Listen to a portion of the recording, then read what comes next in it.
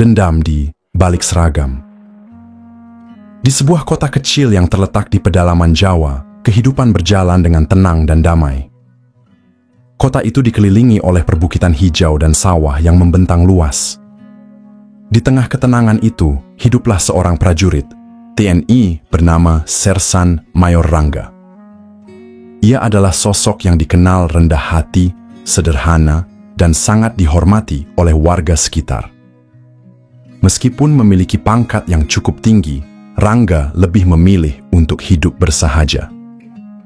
Ia sering terlihat mengenakan seragam lusuh dan sepatu butut, jauh dari kesan angkuh yang sering melekat pada seorang anggota militer. Baginya, yang terpenting adalah dedikasi pada tugas dan kesetiaan pada negara.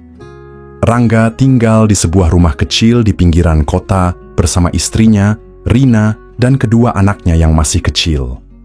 Kehidupan mereka sederhana, namun penuh kebahagiaan.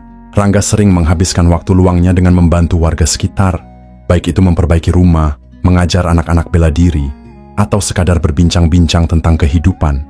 Warga sangat menghormatinya, bukan karena pangkatnya, tetapi karena sikapnya yang ramah dan peduli.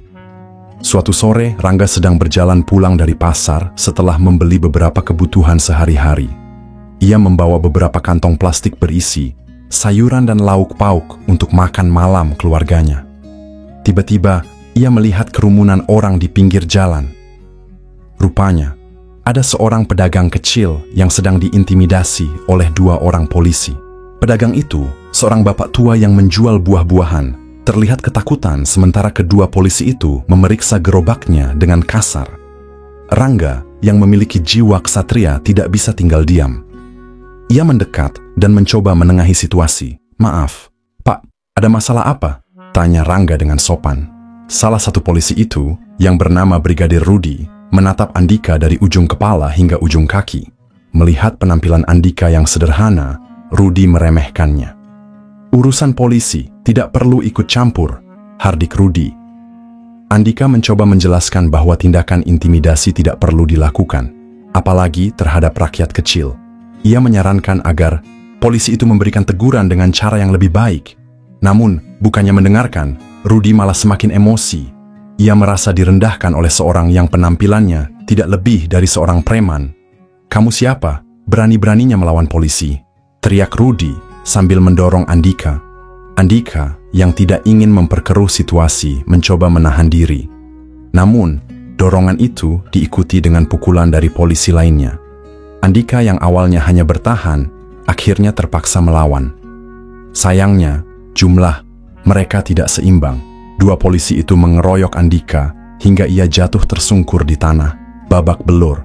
Warga yang menyaksikan kejadian itu hanya bisa diam, takut untuk ikut campur. Andika yang terluka parah akhirnya dibawa ke rumah sakit oleh warga sekitar. Berita tentang perkelahian itu pun menyebar dengan cepat, terutama di kalangan rekan-rekan TNI Andika. Malam itu, di markas TNI, suasana tegang. Rekan-rekan Andika yang mendengar kabar itu merasa terhina dan marah. Mereka tidak terima melihat saudara seperjuangan mereka diperlakukan seperti itu.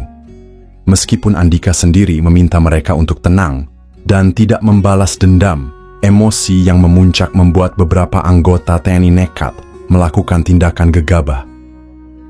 Esok harinya, sekelompok anggota TNI mendatangi kantor polisi tempat Rudi bertugas.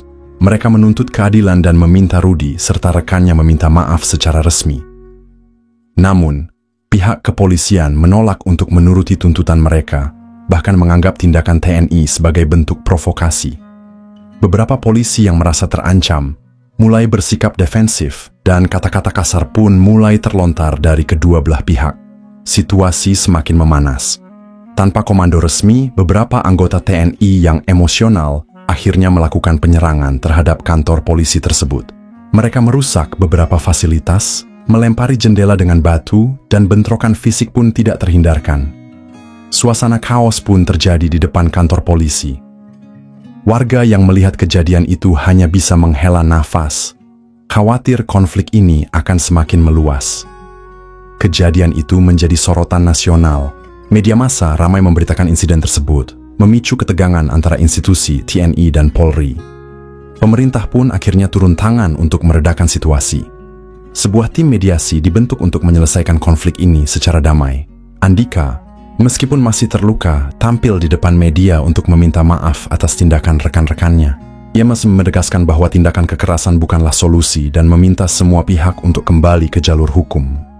Saya mohon kepada rekan-rekan saya di TNI dan juga kepada pihak kepolisian untuk tidak memperkeruh situasi. Kita semua adalah abdi negara, dan tugas kita adalah melindungi rakyat, bukan saling bertikai, ujar Andika dengan suara lirih namun tegas. Saya mohon kepada rekan-rekan saya di TNI dan juga kepada pihak kepolisian untuk tidak memperkeruh situasi.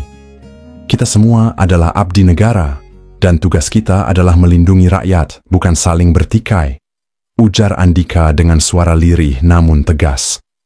Kasus itu akhirnya diselesaikan melalui jalur mediasi. Rudi dan rekannya dihukum secara administratif atas tindakan kekerasan yang mereka lakukan terhadap Andika. Sementara itu, anggota TNI yang terlibat dalam penyerangan kantor polisi juga mendapatkan sanksi sesuai dengan peraturan yang berlaku. Meskipun demikian, kedua belah pihak sepakat untuk tidak membawa konflik ini lebih jauh. Beberapa bulan kemudian, suasana di kota kecil itu kembali tenang.